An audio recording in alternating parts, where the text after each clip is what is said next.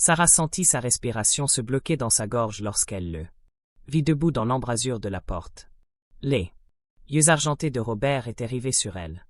Non, sur son fils, dans ses bras. Le petit garçon de 7 ans riait aux éclats, son fauteuil roulant abandonné de l'autre côté de la pièce, tandis qu'elle se balançait doucement au rythme de la musique diffusée par son téléphone.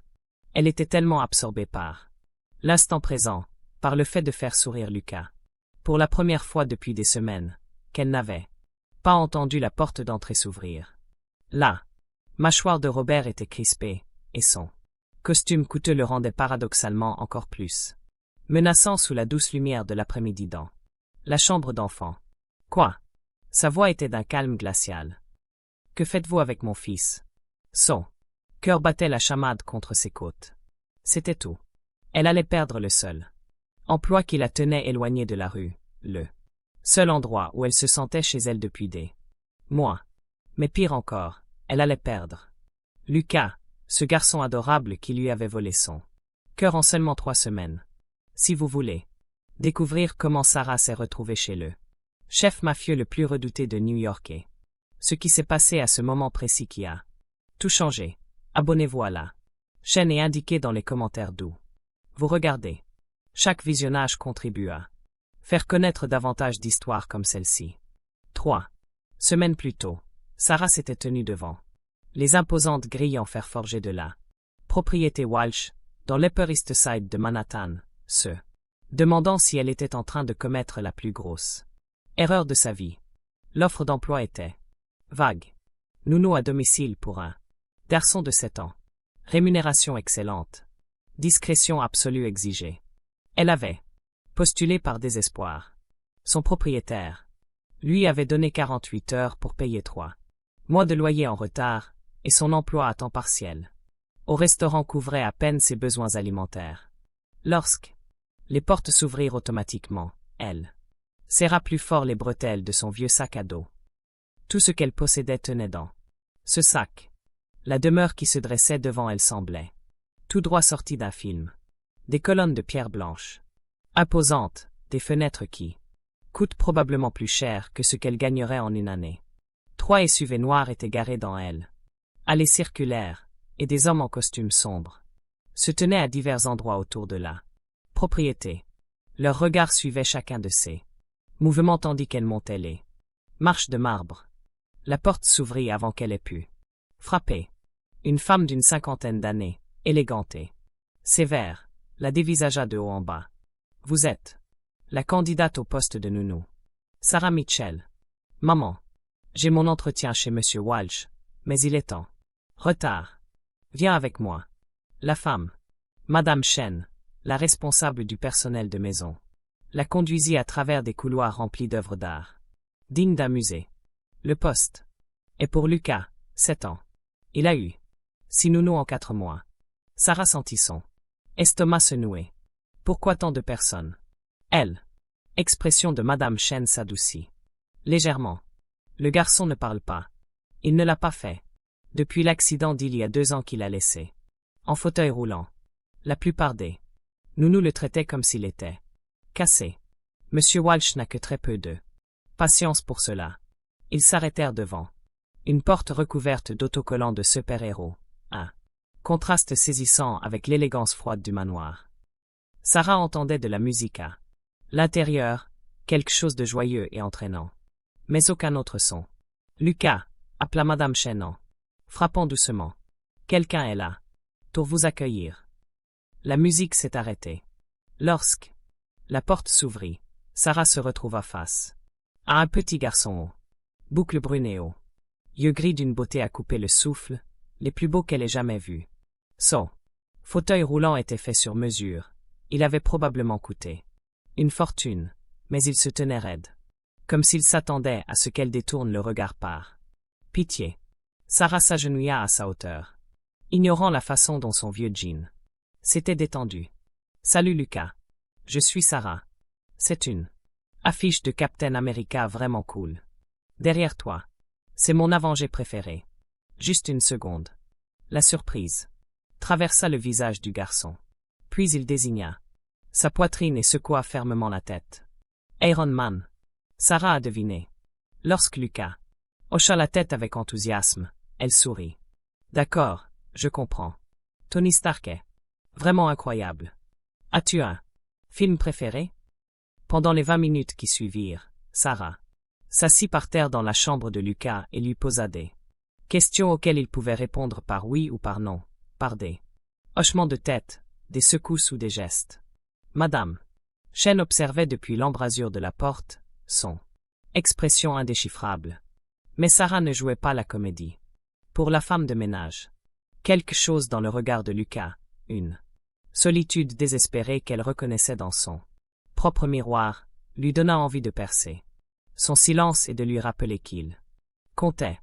Elle montrait à Lucas des photos d'un chat errant qu'elle nourrissait derrière son ancien appartement lorsqu'une présence emplit l'embrasure de la porte.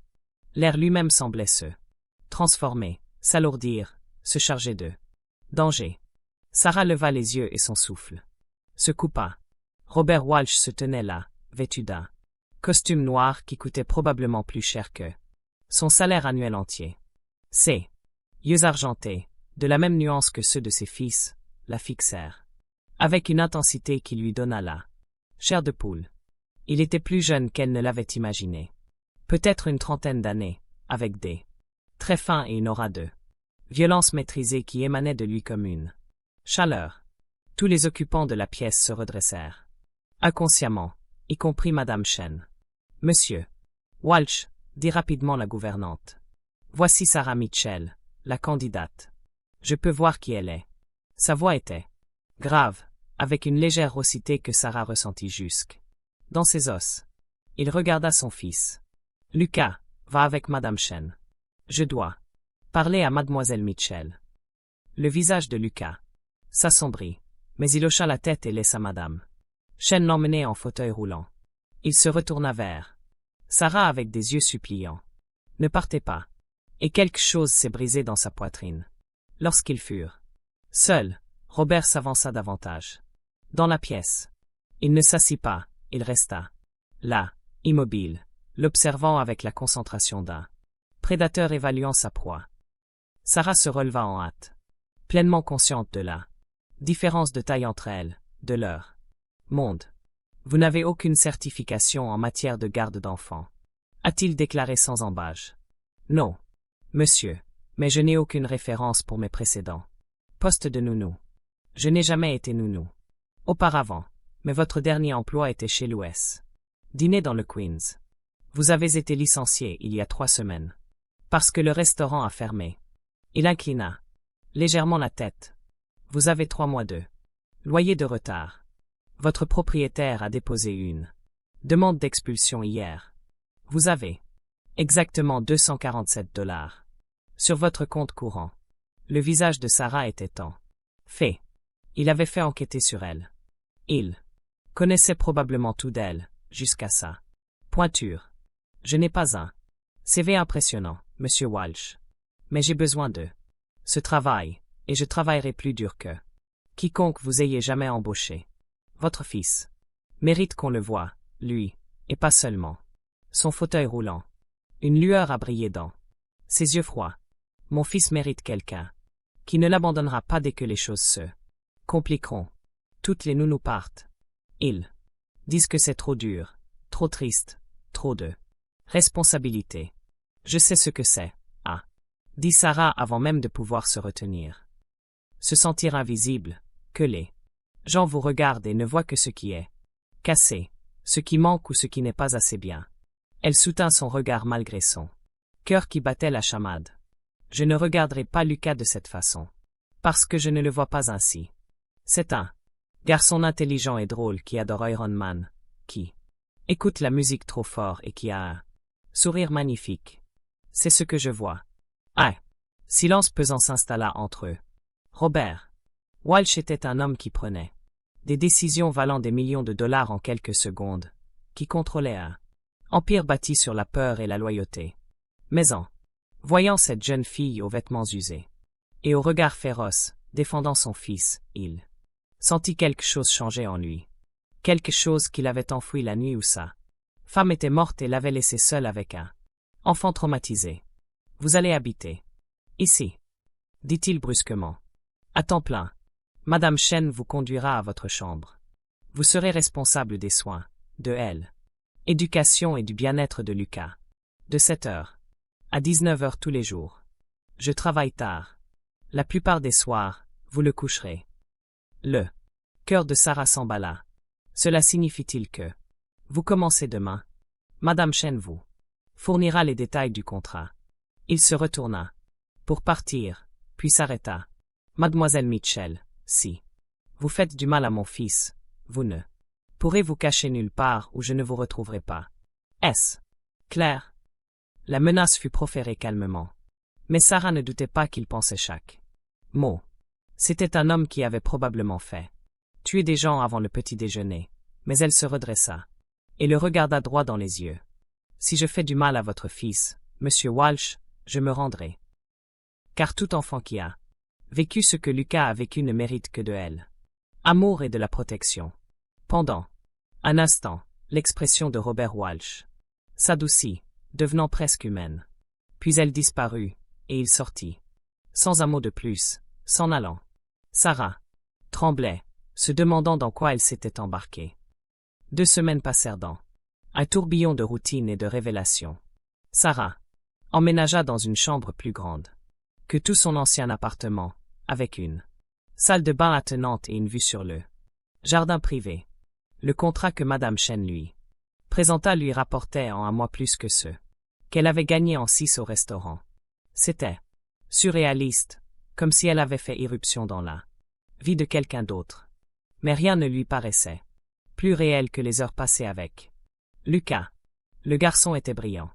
Elle découvrit que lorsqu'elle commença à lui apporter des livres de la bibliothèque du manoir, il ne parlait pas encore, mais lisait à un niveau bien supérieur à son âge. Il dévorait tout, des romans d'aventure aux livres scientifiques, ses yeux s'illuminant d'une façon qui remplissait le cœur de Sarah de joie. Elle apprit à le connaître. Un coup sur son accoudoir signifiait qu'il était frustré. Se tirer l'oreille signifiait qu'il était fatigué. Un hochement de tête particulier signifiait qu'il plaisantait. La plupart des nounous précédentes avaient pris son silence pour un mur. Sarah, elle, le percevait comme un dialecte à part, un langage à part. Elle était déterminée à réussir. Robert Walsh restait une figure distante. Il partait avant l'aube et rentrait après la tombée de la nuit. Toujours dans ses costumes coûteux, toujours entouré d'hommes qui semblaient prêts à tuer sur son ordre. Parfois, Sarah l'entendait veiller sur Lucas après que le garçon se soit endormi, ses pas s'arrêtant devant la porte. Mais il n'entrait jamais quand elle était là, ne lui adressait jamais la parole, se contentant de brefs hochements de tête en passant. Jusqu'à la nuit où tout a basculé. Sarah était dans la cuisine à minuit, incapable de dormir, en train de préparer du thé, lorsque Robert entra. Elle se figea, soudain, consciente qu'elle portait un vieux short de pyjama et une chemise trop grande, les cheveux en désordre. Il avait l'air épuisé, sa cravate dénouée, une coupure au-dessus du sourcil qui n'était certainement pas là ce matin-là. Monsieur Walsh, balbutia-t-elle.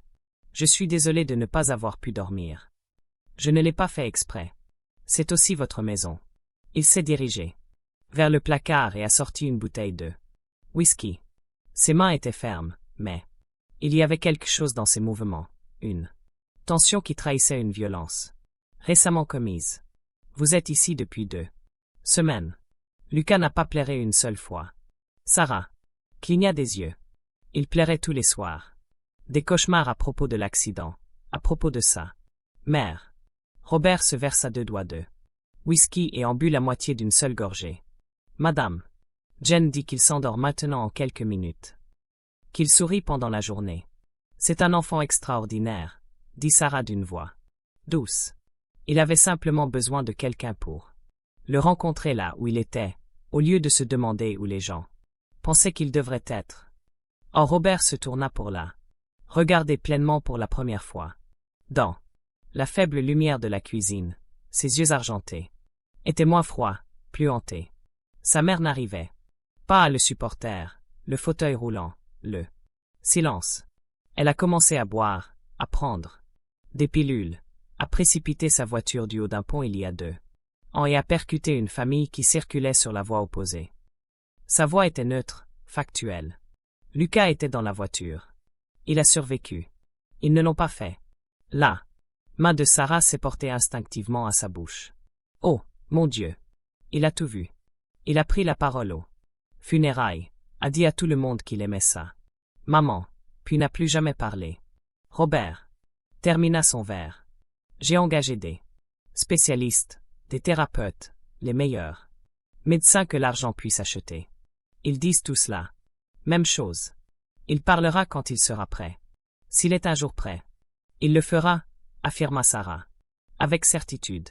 Elle ne le ressentait pas vraiment. Parce qu'il a un père qui ne cesse d'essayer, qui le ramène sain et sauf à la maison. Tous les soirs. Ça compte plus que tu ne le penses.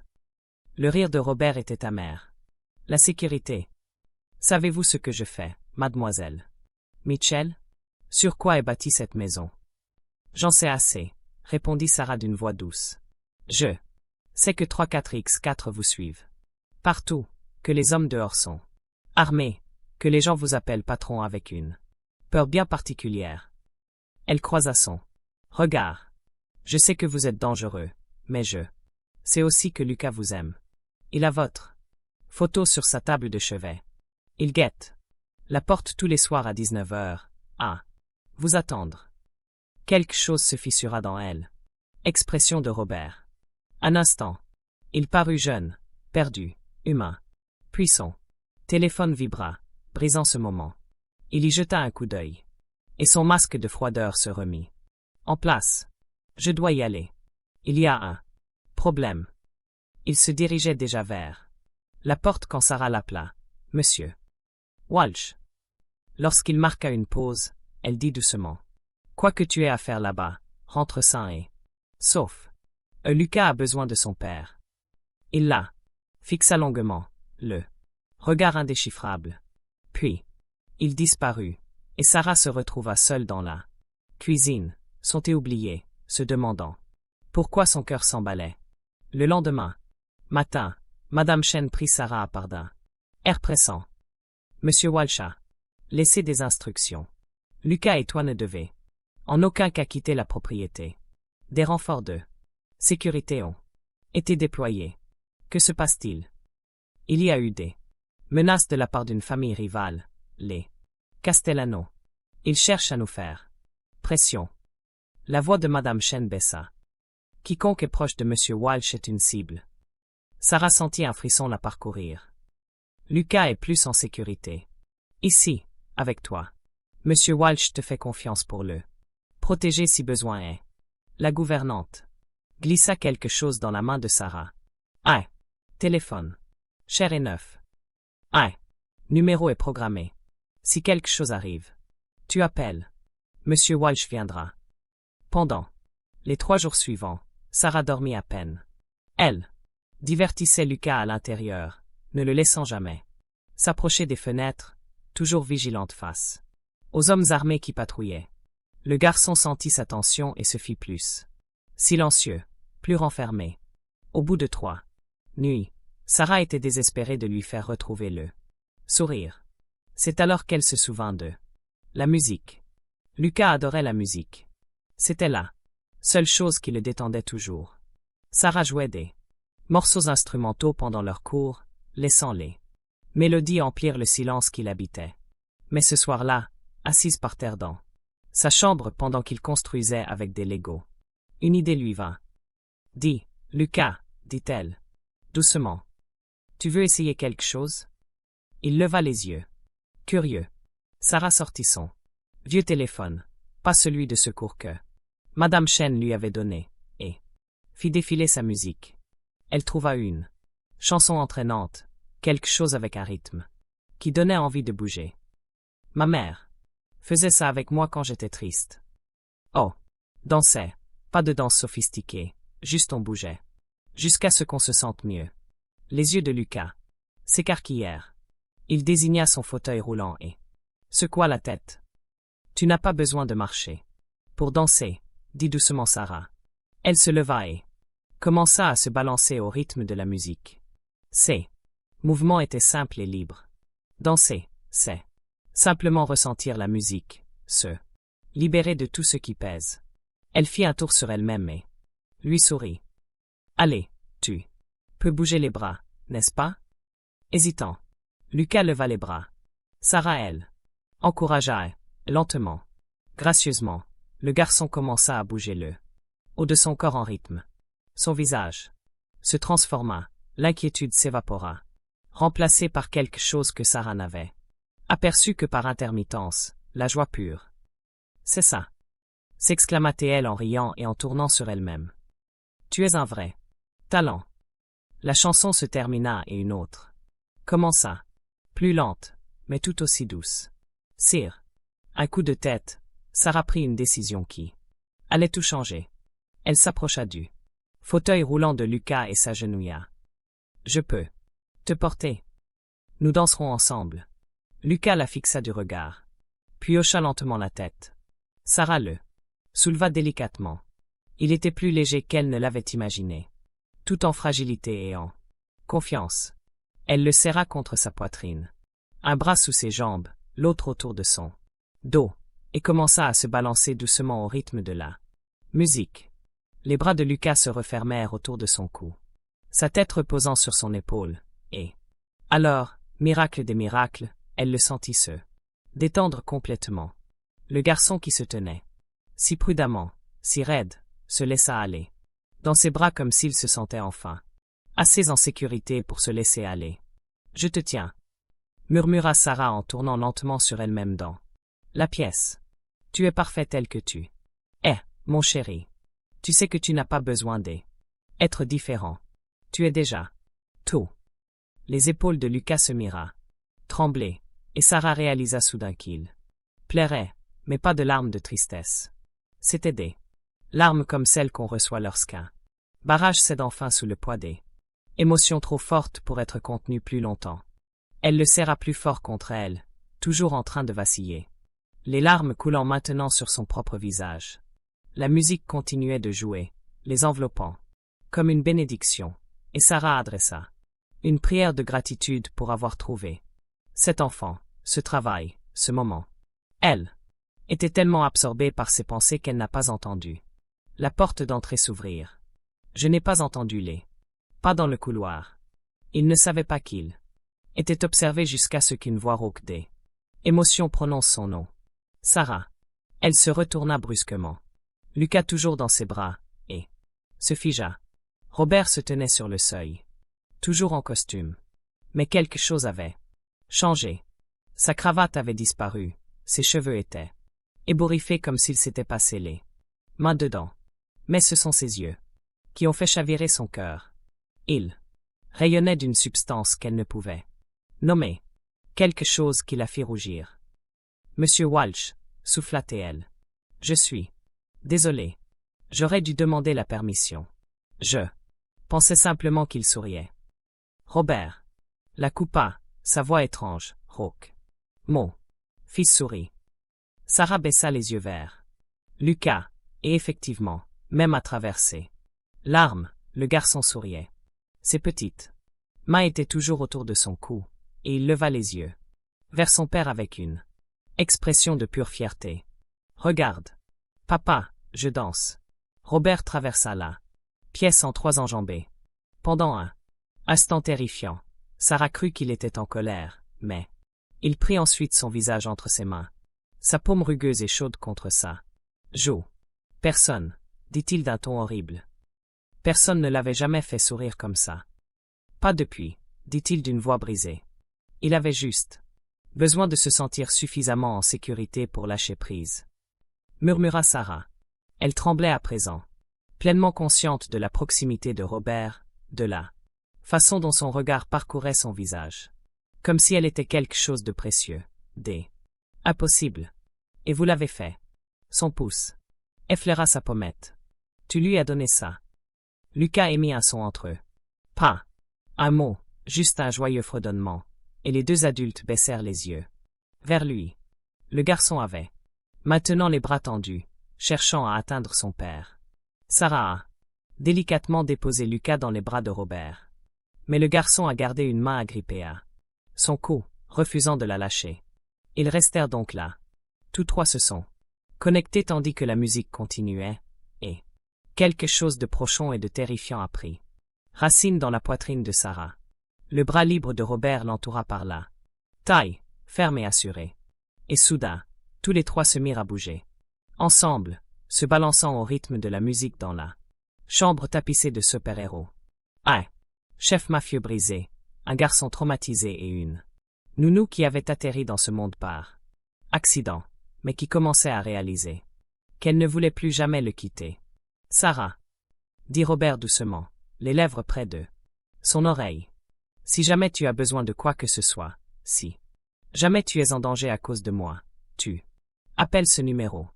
Je réduirai le monde en cendres. Pour te protéger. Elle aurait dû être terrifiée par cette promesse. Au contraire, elle se sentait plus en sécurité qu'elle ne l'avait jamais été de toute sa vie. Après cette nuit-là, plus rien ne fut pareil. Robert a commencé à rentrer plus tôt, à 18 heures. Au lieu de minuit, je les ai rejoints pour dîner dans la salle à manger officielle qui, soudain, semblait chaleureuse. Au lieu d'être froide, ils s'asseyaient en bout de table, toujours en costume, écoutant Sarah raconter sa journée avec Lucas, tandis que le garçon hochait la tête et approuvait d'un geste. Il a rangé tous ses livres par couleur aujourd'hui, dit Sarah un soir, en coupant le poulet de Lucas en petits morceaux sans en faire étalage. J'y ai passé 3 heures. J'ai essayé de suggérer un classement alphabétique, mais il m'a lancé ce regard. Elle imita parfaitement l'expression obstinée de Lucas. Et le garçon éclata en rires étouffés. Robert les observait avec une intensité qui fit frissonner Sarah. Elle le surprenait à la regarder de l'autre côté de la table, un regard à la fois affamé et prudent. Et elle en avait le souffle coupé. L'attirance entre eux était désormais une chose vivante, impossible à ignorer, et elle grandissait de jour en jour. Mais Robert n'a jamais franchi la ligne rouge, ne l'a jamais touchée. Autrement que par de simples effleurements accidentels, n'a jamais rien dit d'inapproprié. Et Sarah était en train de tomber, malgré toutes les raisons logiques de ne pas le faire. Une semaine après elle, incident de la danse, Madame Chen a frappé à la porte de Sarah à 7 heures du matin. M. Walsh souhaite vous voir dans son bureau. Avant que vous ne commenciez avec Lucas. Le cœur de Sarah battait la chamade tandis qu'elle se dirigeait vers l'aile ouest où elle n'était jamais entrée. Auparavant, le bureau de Robert était tout en bois sombre et en cuir, des armes étaient accrochées au mur comme des œuvres d'art, des fusils anciens, une épée d'allure médiévale. Il se tenait près de la fenêtre donnant sur le jardin, le téléphone à elle. Oreille, parlant rapidement en castillan. Il raccrocha et se tourna vers elle. À la lumière du matin, Sarah pouvait voir elle. Épuisement gravé sur ses traits. Elle ferma la porte, le cœur battant la chamade. Tout va bien? C'est Lucas. Lucas va bien. Vous le protégez. Robert s'approcha et Sarah perçut le parfum de son eau de Cologne. Quelque chose de chair et de boisé qui lui donnait le tournis. La situation à Castellano s'aggrave. Ils ont proféré des menaces directes contre ma famille. Qu'est-ce que cela signifie? Cela signifie, dit-il doucement, que vous êtes en danger. Dans cette maison, toute personne est une cible. Je devrais vous renvoyer. Te laisser partir avant. Il s'arrêta, la mâchoire serrée. Je ne quitterai pas Lucas, a déclaré Sarah fermement. Il a besoin de constance, de stabilité, de personnes sur lesquelles il peut compter. Même si cela vous coûte là. Hi. La voix de Robert était maintenant dure. Ces gens-là ne jouent pas à des jeux, Sarah. Ils te feront du mal pour me faire du mal. Ils vont. Il se détourna, les poings serrés sur ses hanches. Sarah a fait une folie. Puis elle tendit la main et lui toucha le dos. Elle le sentit se raidir sous sa paume. Alors, protège-moi. N'est-ce pas ce que vous faites? Protégez ce qui vous appartient? Robert se retourna, si vite qu'elle trébucha en arrière. Il lui saisit les poignets, sa prise ferme mais attentive à ne pas lui faire mal. Ne le fais pas, dit-il en grandissant. Ne dites pas Des choses comme ça à moins de comprendre. Ce qu'elles signifient dans mon monde. Alors dis. Le moi, lança Sarah, le cœur battant là. Chamad. Dis-moi ce que cela signifie.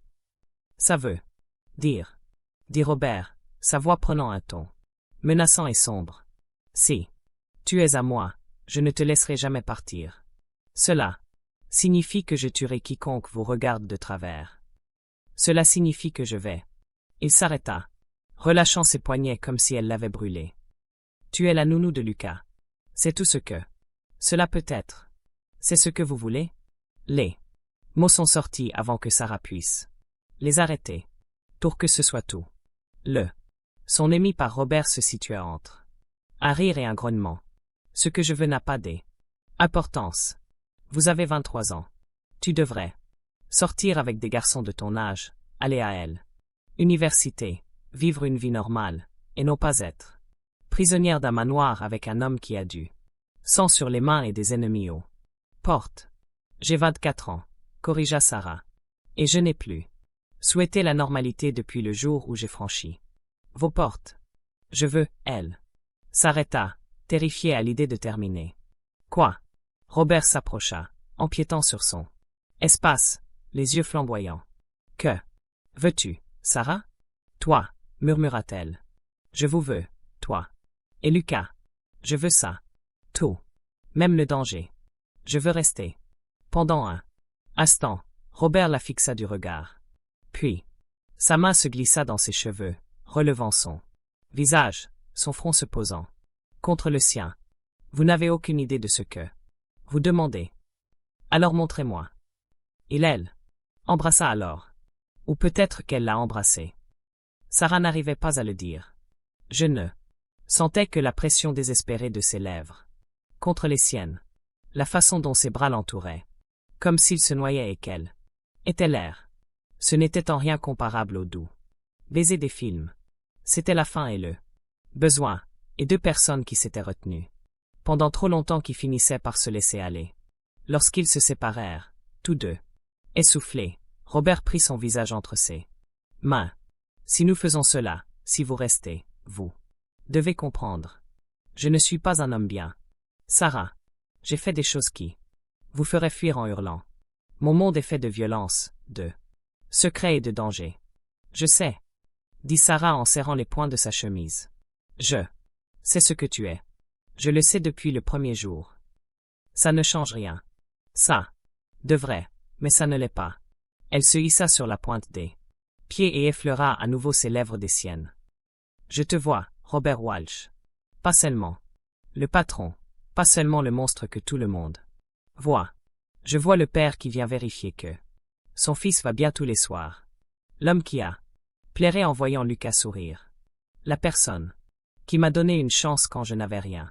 Robert laissa échapper un gémissement comme s'il souffrait. Et l'embrassa de nouveau, plus profondément cette fois. Et Sarah sentit son corps se fondre en lui. Mais soudain, des voix ont résonné dans le couloir à elle. Extérieur et ils se sont séparés, tous deux, rouges et essoufflés. On ne peut pas, dit Robert, mais ses mains étaient toujours posées sur sa taille. Pas tant que vous travaillerez pour moi. Ce n'est pas juste, voulait protester Sarah. Mais des pas approchaient du bureau. Elle recula d'un pas, lissant ses vêtements, juste au moment où la porte s'ouvrit et qu'un des hommes de Robert apparut. Patron, nous avons un problème. Les Castellano s'arrêtèrent net, leurs yeux passant de l'un à l'autre, une expression complice. Devrais-je revenir? Non. La voix de Robert était redevenue purement professionnelle. Elle, homme vulnérable de quelques instants auparavant, était désormais enfermé. Donnez-moi 2 minutes. Lorsque la porte se referma, il se retourna vers Sarah. Allez voir Lucas. Gardez-le à elle. Intérieur aujourd'hui. Je serai de retour pour le dîner. Robert, cette conversation n'est pas terminée, dit-il doucement en effleurant sa joue du bout des doigts. Mais j'ai besoin que tu sois en sécurité. Avant tout, pouvez-vous faire cela pour moi? Soyez prudent. Sarah acquiesça, même si sa tête tournait, ses lèvres picotaient encore. De son baiser, elle quitta le bureau sur des jambes flageolantes, le monde entier basculait sur son axe. Cet après-midi-là, pendant que Lucas faisait la sieste, Sarah était assise dans sa chambre et travaillait sur les documents d'études pour le jet qu'elle complétait secrètement la nuit. Elle était tellement concentrée sur le problème de mathématiques qui se trouvait devant elle qu'elle a failli ne pas entendre le bruit d'un verre qui se brisait quelque part en bas. Sa tête se redressa brusquement. La maison n'était jamais silencieuse. Il y avait toujours des gardes, du personnel, quelqu'un qui patrouillait, mais maintenant plus rien. Aucun bruit de pas, aucune voix, juste un silence étrange et terrible. La main de Sarah se porta sur le téléphone d'urgence que Madame Chen lui avait donné. Elle commençait à composer un numéro lorsque la porte de Lucas s'ouvrit brusquement. Un homme se tenait là. Ce n'était pas un des hommes de Robert. Ce type avait l'air rude, mal rasé, avec une cicatrice sur le visage et un pistolet à la main. Son sourire était tout tendant et encruauté. Eh bien, dit-il d'une voix rauque comme du gravier. À la célèbre Nounou Castellanova. Adorez ça.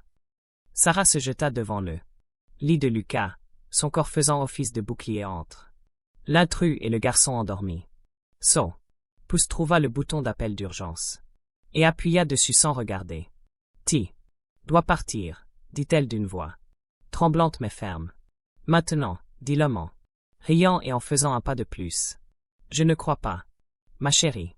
Tu vois, tu comptes beaucoup pour nous. Toi et le gamin handicapé. Walsh nous donnerait n'importe quoi pour te récupérer. Si tu le touches, dit Sarah, et quelque chose dans sa voix devait trahir une sincérité absolue. Je ferai en sorte que tu le regrettes jusqu'à la fin de tes jours. Le sourire de l'homme s'effaça.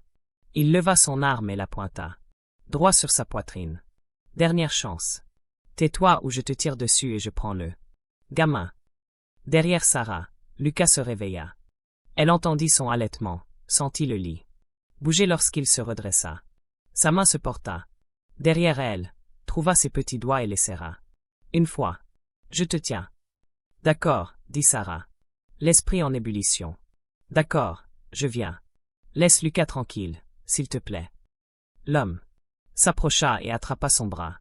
Et c'est alors que tout bascula. La fenêtre explosa en une pluie d'éclats de verre. La porte derrière l'intrus s'ouvrit brusquement. Des hommes en costume noir déferlèrent de toutes parts. Et soudain, le homme armé était à terre, désarmé, hurlant. Et puis Robert apparut. Il se fraya un chemin à travers le chaos comme une force de la nature. Sa veste de costume disparut, du sang sur ses jointures, ses yeux argentés, foudroyés d'une rage qui semblait embraser l'air. Il fonça droit sur l'homme qui avait menacé Sarah et le saisit à la gorge. Vous avez touché à ma famille, dit Robert d'une voix d'un calme terrifiant. Vous avez pointé une arme sur eux. Patron, on devrait, commença l'un d'eux. Ces hommes. Sortez Sarah et Lucas. Immédiatement. Robert ne quitta pas des yeux homme qui se débattait dans son emprise. Emmenez-les. À la planque. Personne ne suit. Personne ne sait où ils sont, sauf moi. Des mains fortes, mais douces malgré leur force évidente, ont éloigné Sarah du lit de Lucas. Un autre garde souleva délicatement le garçon terrifié et l'enveloppa dans une couverture. Sarah essaya de se retourner vers Robert, mais quelqu'un lui bloquait la vue. Ne regardez pas, mademoiselle Sarah, dit le garda. Voix basse. Vous ne voulez pas voir la suite. Mais elle l'a entendu. J'ai entendu des bruits de violence, de douleur, d'un homme qui se vengeait terriblement d'une menace contre ce qu'il aimait. Et elle ne pouvait éprouver que de la gratitude. Ils ont été précipités à travers la maison jusqu'à un SUV aux vitres teintées qui les attendait. Sarah serra Lucas fort contre elle tandis que la voiture quittait l'allée en trombe. Les sanglots silencieux du garçon secouaient leurs deux corps. Ça va aller, murmura-t-elle dans ses cheveux, malgré les larmes qui coulaient sur ses propres joues. Ton papa nous protège. Nous sommes en sécurité. Nous sommes en sécurité. Mais tandis que le manoir disparaissait derrière eux, Sarah se demanda si quelque chose pourrait un jour redevenir vraiment sûr. La maison sécurisée était une forteresse, déguisée en maison ordinaire dans la Campagne du Connecticut. Au mur. Caméras de surveillance dissimulées dans les arbres. Gardes armés patrouillant le périmètre. Ah. L'intérieur. C'était étonnamment chaleureux. Un espace habité avec des meubles confortables et une cuisine bien équipée. Comme Robert l'avait prévu. Sarah a passé la première heure à calmer Lucas, en lui préparant un bain, un chocolat chaud, et en restant assise avec lui sur le canapé tandis qu'il s'accrochait à sa main comme à une bouée de sauvetage. Les yeux du garçon étaient immenses, traumatisés, et le cœur de Sarah se brisa en voyant les progrès qu'ils avaient accomplis. Commençait à s'effondrer. Ton père arrive, lui répétait-elle sans cesse. Il va veiller à ce que nous soyons en sécurité. Il l'a promis, et il tient ses promesses. Mais alors que les heures s'étiraient jusqu'à la nuit, sans nouvelles de Robert, la peur de Sarah commença à grandir. Et s'il lui était arrivé quelque chose? Et si les Castellano avaient d'autres hommes? Et si son téléphone avait vibré? À 23 heures, le numéro de Robert? Elle a répondu à la première sonnerie. Sarah, sa voix était rauque, épuisée. Vous allez bien tous les deux? Tout va bien. Effrayée, mais ça va. Elle jeta un coup d'œil à Lucas, qui s'était finalement endormi sur le canapé, sa main toujours agrippée à sa manche. Es-tu? Je viens. À toi. Je serai là dans une heure. N'ouvrez la porte à personne d'autre qu'à moi. Robert, que s'est-il passé? Cet homme ne vous menacera plus jamais. Aucun des eux ne le fera. Il y avait quelque chose dans sa voix qui fit frissonner Sarah, non pas de peur, mais en réalisant jusqu'où Robert irait. Pour les protéger. Sarah, il faudra qu'on parle de tout ça quand j'arriverai. D'accord, murmura-t-elle. D'accord. Quand Robert est arrivé, il avait l'air d'avoir traversé la guerre. Sa chemise blanche était maculée de sang. Elle espérait que rien de tout cela ne lui appartenait. Ses jointures étaient écorchées et meurtries. Mais son regard se porta aussitôt sur Lucas, et le soulagement qu'il y exprima fut si profond que Sarah sentit les larmes lui monter aux yeux. Il dort, dit-elle doucement. Il était terrifié, mais il va bien maintenant. Robert s'agenouilla près du canapé et, d'une main douce, repoussa les boucles brunes de Lucas. De son front. Je suis désolé, murmura-t-il à son fils endormi. Je suis tellement désolé que tu aies dû voir ça, que tu aies dû traverser ça. Puis il se leva et se tourna vers Sarah. Le masque qu'il portait en public, celui du chef mafieux froid et impassible, se fissura complètement. Viens ici. Sarah s'approcha de lui sans hésiter, et Robert la serra dans ses bras, la serrant si fort qu'elle avait du mal à respirer, le visage enfoui dans ses cheveux. Elle sentit un frisson le parcourir. Quand j'ai reçu cet appel, dit-il d'une voix horrible, quand j'ai appris que tu étais en danger, je n'ai jamais agi aussi vite. Je n'ai jamais ressenti une telle peur. Je vais bien, dit Sarah en enlaçant, sans se soucier du sang sur ses vêtements. Tu es arrivé à temps. Tu nous as sauvés. Robert recula juste, assez pour lui prendre le visage entre ses mains, ses pouces, essuyant les larmes qu'elle n'avait pas remarquées. Tu t'es sauvé toi-même. Oh. Vous êtes interposé sans hésiter entre lui et cette arme. Tu aurais pu t'enfuir. Sarah. Tu aurais pu quitter Lucas et te sauver. Jamais, dit Sarah avec véhémence. Je ne l'abandonnerai jamais. Je sais. Je sais que tu ne le ferais pas. Le front de Robert s'affaissa contre le sien. C'est pourquoi j'ai besoin que tu comprennes ce que je vais te dire. Ce que je vais te demander. Le cœur de Sarah s'emballa. Quoi? La famille Castellano est finie. Ce soir, je m'en suis assuré. Mais il y en aura toujours des autres. Toujours des menaces, des dangers. Des gens qui veulent me faire du mal à travers ce que j'aime. Ses mains se crispèrent sur son visage. Je ne peux pas te protéger si tu n'es que la nounou. Si tu n'es qu'une employée. Ces gens-là, ils ne respectent pas les limites. Ils se moquent des dommages collatéraux. Qu'est-ce que tu racontes? Le regard de Robert la transperça. Intense et désespéré. Je te dis que j'ai besoin que tu sois ma famille. Vraiment, ma famille. Pas juste quelqu'un qui travaille pour moi, mais quelqu'un sous ma protection. Quelqu'un que personne n'oserait toucher à cause de ce que cela signifierait. Sarah eut le souffle coupé. Robert, je te demande de m'épouser. Les mots sortirent précipitamment. Brut. Non pas parce que j'essaie de te piéger ou parce que je pense que tu m'appartiens. Je te le demande parce que je suis follement amoureux de toi. Et que je veux que le monde entier sache que tu es mon amour. Prends soin de toi pour que je puisse te protéger. La pièce tourna autour d'elle. Sarah fixait cet homme puissant et dangereux qui la regardait, comme si elle détenait son univers entier entre ses mains. Toi, tu m'aimes. Depuis elle. Instant où je t'ai vue assise par terre. Avec mon fils, le traitant comme s'il comptait, comme s'il n'était pas brisé. La voix de Robert se brisa. Tu lui as rendu son sourire, Sarah. Tu m'as redonné l'espoir que je n'étais peut-être pas complètement perdu. Tu entres dans une pièce et tout semble plus léger, possible, comme si je pouvais être autre chose que le monstre que tout le monde croit que je suis. Tu n'es pas un monstre, dit Sarah, ses larmes coulant à flots. Tu es un père qui aime son fils, un homme qui protège les siens. Tu as fait des choses terribles. Je le sais. Mais tu m'as aussi offert un foyer quand je n'avais rien. Tu m'as fait me sentir en sécurité, importante, précieuse. Alors épouse. Moi, répéta Robert. Et maintenant, il était à genoux devant elle. Ce chef mafieux, qui faisait trembler les hommes les plus forts, la regardant. Avec le cœur battant la chamade. Épouse.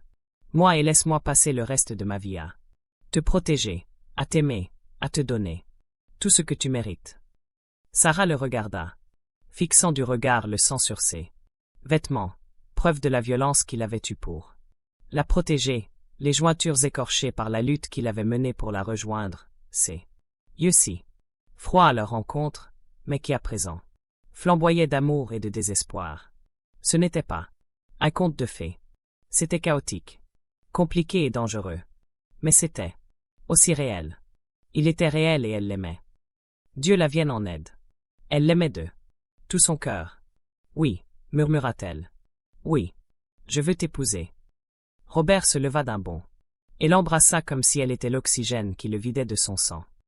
Ses mains étaient partout, son visage, ses cheveux, sa taille, mais toujours avec douceur, toujours avec la permission qu'il demandait, même dans son désespoir. Lorsqu'ils se séparèrent enfin, ils plairaient tous les deux. Je sais que ce n'est pas normal, dit Robert, le front contre le sien. Je sais que je te demande d'entrer dans un monde sombre et dangereux, un monde où rien ne peut exister. Comme tu le mérites. Arrête, le coupa Sarah. Arrête de t'excuser d'être qui tu es. Je choisis ceci. Je vous ai choisi. Je choisis Lucas. Je nous choisis. Ah! Bruit les fit se retourner. Lucas était réveillé, assis sur le canapé, les yeux grands ouverts, fixés sur eux. Un instant, le cœur de Sarah s'arrêta. Avait-il tout entendu? Était-il contrarié? Puis le garçon sourit. Ce magnifique sourire, si rare, qui illuminait tout son visage, et il fit quelque chose qu'il n'avait jamais fait auparavant. Il frappa dans ses mains, un applaudissement silencieux, une joie pure émanant de lui. Robert rit, le rire étranglé par elle. Émotion, et lui tendit le bras. Viens. Ici, mon fils. Lucas s'approcha en fauteuil roulant. Son fauteuil avait été apporté à la maison sécurisée avec leur sac d'urgence, et tous trois se retrouvèrent au milieu de la pièce. Robert prit son fils dans ses bras, les mains de Sarah posées sur eux. Et ils restèrent ainsi. Une famille forgée dans le feu, la peur et un amour farouche et impossible. Je dois te dire quelque chose, dit soudain Sarah en levant les yeux vers Robert. Je n'ai jamais fait d'études supérieures. J'ai à peine eu mon bac. Je ne suis ni sophistiquée, ni cultivée.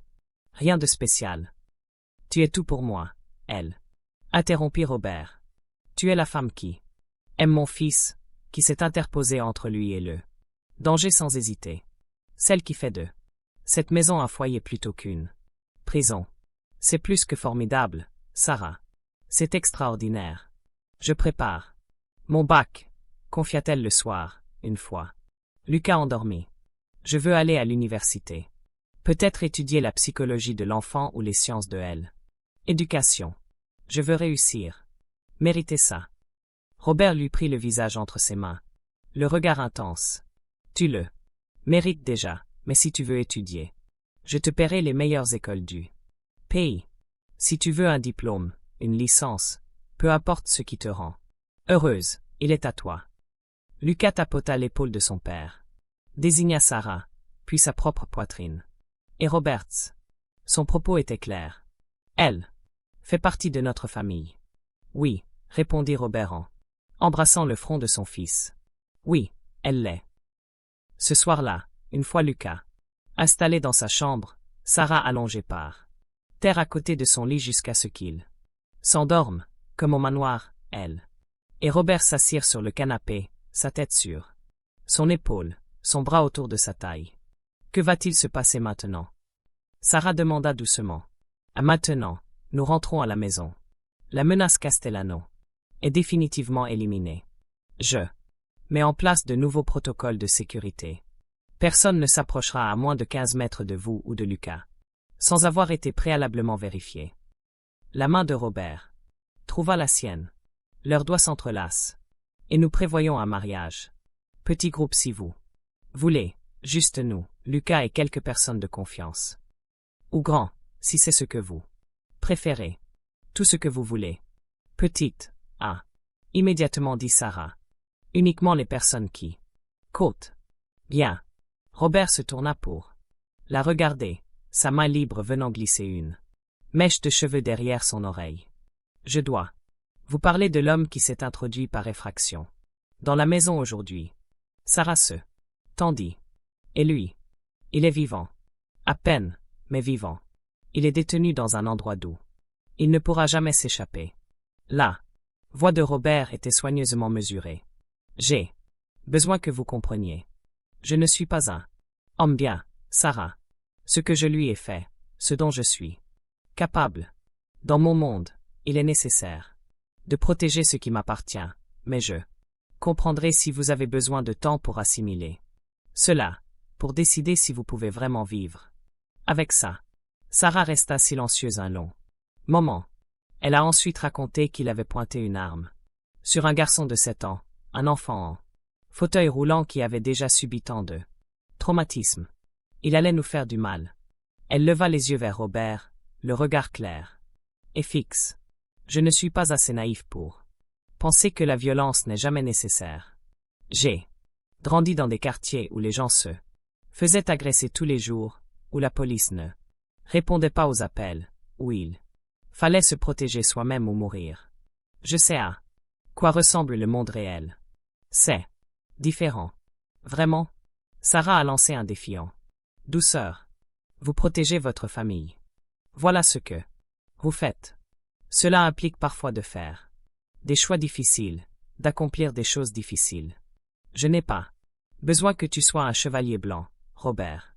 J'ai besoin que tu sois exactement qui tu es. Quelqu'un d'assez fort pour nous protéger, mais d'assez doux pour prendre votre fils dans ses bras lorsqu'il pleure. Tu es tout cela à la fois, et j'aime tes deux facettes. Robert la fixa, comme si elle venait de lui offrir un trésor inestimable. Puis il l'embrassa, lentement et profondément, et Sarah sentit ses derniers doutes s'évanouir.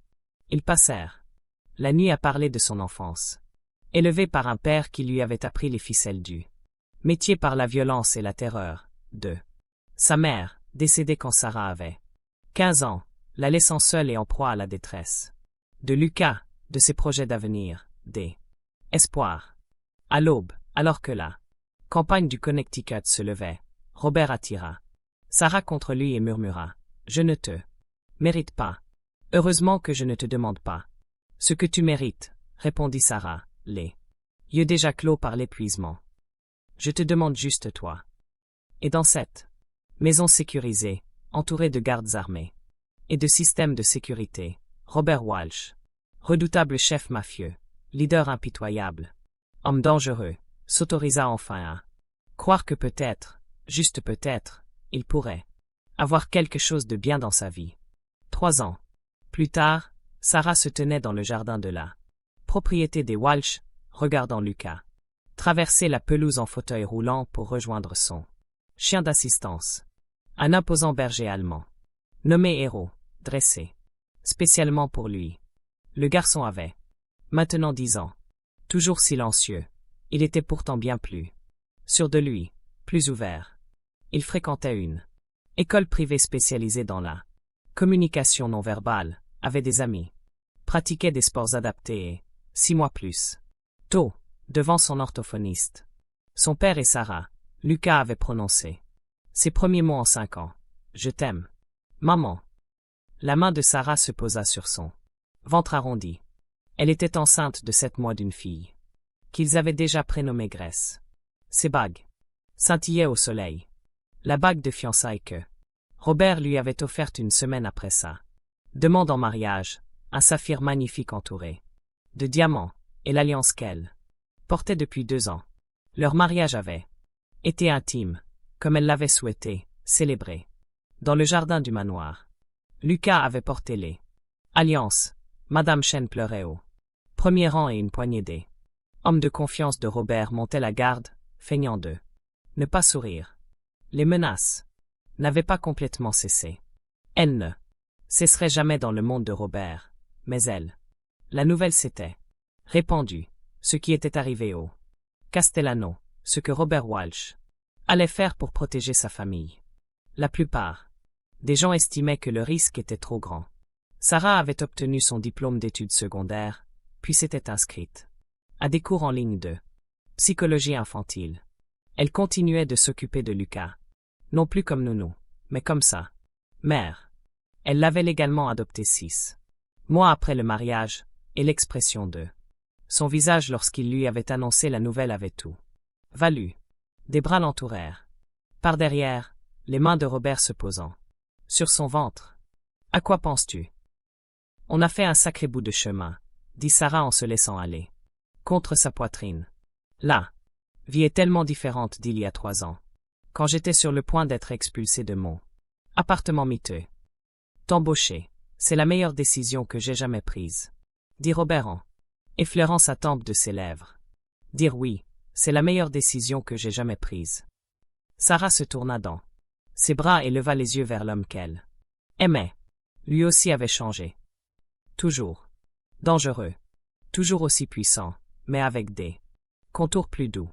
Il souriait davantage, riait davantage, avait lancé des entreprises commerciales légitimes en parallèle des activités familiales, évoluant lentement vers quelque chose de moins sombre. « Je t'aime, » dit Robert comme tous les jours, comme s'il avait besoin qu'elle l'entende. « Moi aussi, je t'aime, » répondit Sarah comme elle l'avait toujours fait, et comme elle le ferait toujours.